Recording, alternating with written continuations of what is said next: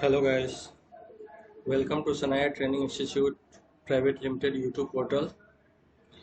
Today in the knowledge series we are going to discuss instrumentation interview question for the field instrument, that is flow. We will discuss the interview question related to the flow, but before that I would like to request all of you kindly subscribe my channel so that in the next video you will be get the notification for further interview questions. So let us come and start. The first question is, which flow meter does not have obstruction in the flow path? Option is orifice flange, turbine flow meter, positive displacement flow meter, and magnetic flow meter. So guys, first of all you will have to understand that what is the obstruction. So the obstruction means any disturbance in the flow. So the disturbance in the flow will be created by which of the it will not be created by which of the following flow meter. So there are four options: orifice flange, turbine, positive displacement, and magnetic flow.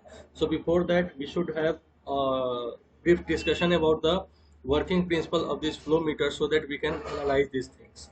So orifice plate is held head meter type flow meter. Its nature is that it must have changes in the cross-section area of the flow path. The orifice plate has a smaller dia than the pipeline in which it will be mounted, so it will create an obstruction in the flow path. Because in the orifice plate there is a differential pressure type measurement is there, means delta P we will be measure, and through that delta P we will be measure the flow. So this will obviously create the obstruction. Again in turbine flow meter there is a shaft that will turbine flow meter will measure the volumetric flow with the help of the rotor. There is rotor inside this.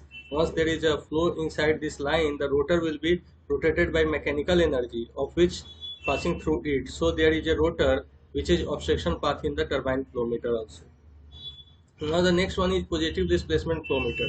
So in the positive displacement flow meter also there is a rotor which will be also work on the volumetric flow with the help of the rotor. Rotor will break the fluid flow and quantify the fluid volume. So there is a rotor which is obstruction path in the turbine flow meter. But there is a magnetic flow meter which is also a volumetric flow meter type, which does not have any part in the flow stream. There is no any path obstruction path in the flow stream. It has magnetic electrode but outside of the flow stream, hence no any obstruction path is there in the magnetic flow meter. The application of magnetic flow meter works on the principle of Faraday's law. There is a Faraday's law on which principle it will work.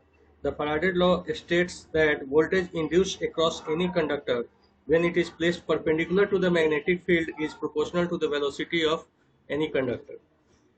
The fluid must be conductive to apply Faraday's principle. This flow meter does not work generally with hydrocarbon fluids. It suits best with the water intake, dirty liquid, waste liquid, as there is a electrically conductive. As these liquid are electrically conductive. Now the next question is, which flow meter that has slowest turn down ratio? Okay, so orifice flange, turbine flow meter, positive displacement flow meter, magnetic flow meter. So turn down ratio is basically upper range value upon lower range value. It is also known as rangeability. Most of the turbine flow meter in the market, most of the positive displacement flow meter and magnetic flow meter in the market have a turn down ratio is 10, but the orifice flange is most commonly used flow meter measurement devices which will have a very low turn down ratio, that is 3. That is why this orifice flange is basically used. Orifice flange has the lowest turn down ratio. Now why orifice flow meter have low turn down ratio? According to the Bernoulli's principle, volumetric flow rate is given by following formulas. The relationship of the fluid passing through it is a square root of measured pressure drop. Hence, from given graph, it is not linear. This graph is basically not linear.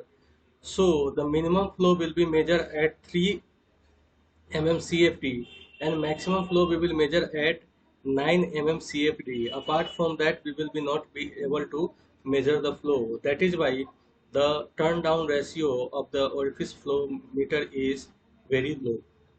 Okay. Now the next question is, which flow meter measure the volume directly? So pyrolysis flow meter will measure as per the mass in passing through it.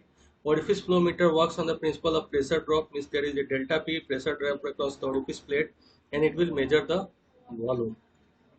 Now positive displacement flow meter work on the principle of volumetric flow. Okay.